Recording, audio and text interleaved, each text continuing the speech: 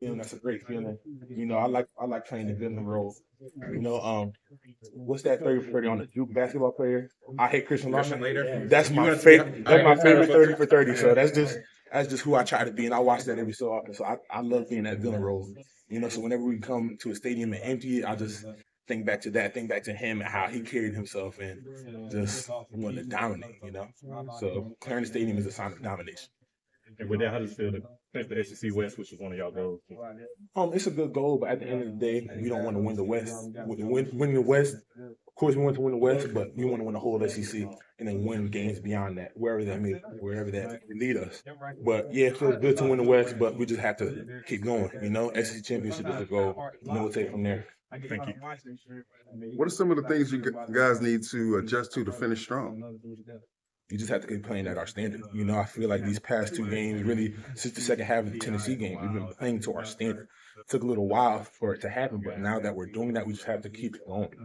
So it's just obviously adjusting to whatever team that we're playing, keeping guys healthy, keeping guys engaged, and just because you never know when your number could be called. So you just have to keep playing Alabama football, and I feel like we've definitely been doing that.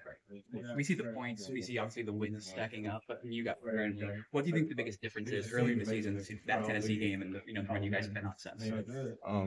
As an offense, we've been starting a lot faster.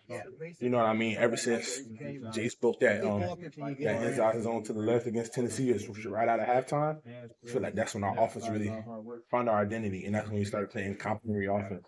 We run the ball to help the pass, and we pass the ball to help the run. So being able to do both and being balanced is very crucial.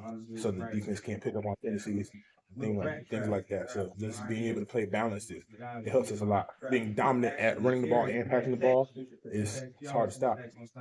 Coach talked about the naysayers. How much did you guys talk about that in the locker room? Naysayers are kind of an external factor, but at the end of the day, that's how people look at us. Like you have a pride. You take pride in what you do every day. To hear somebody disrespect you, like that should fire you up just as a competitor. And there's so many relentless competitors on this team. So just remembering what the naysayers said and just proving them wrong. But we're never just looking through Twitter, just trying to find, this is what this person said. Let me use that as momentum. But we do hear it every so often. And we just remember, like, okay, let me go prove you wrong. Which has the offensive line meshed over the course of the year this year? I mean, obviously, you've kind of guys in and out. Jaden Roberts has come in, and it seems like he's had a pretty big impact. How much has the group kind of meshed as the season's gone on? I feel like as an offensive line, we're very close as a group. We're always doing stuff together. We're always out to eat, always laughing. Like the night before the game, we're pretty much all in one room, cracking jokes, having a good time. And I feel like that's what's very beneficial to us and our success, the relation that we have. And no matter who's in, everybody's being encouraged. Everybody's being motivated, and everybody has a great attitude because they know the better this person plays, the better chance I have getting in the game, no matter who it is. All right, thank you. I appreciate it. Thank you. Y'all have a good one. You too.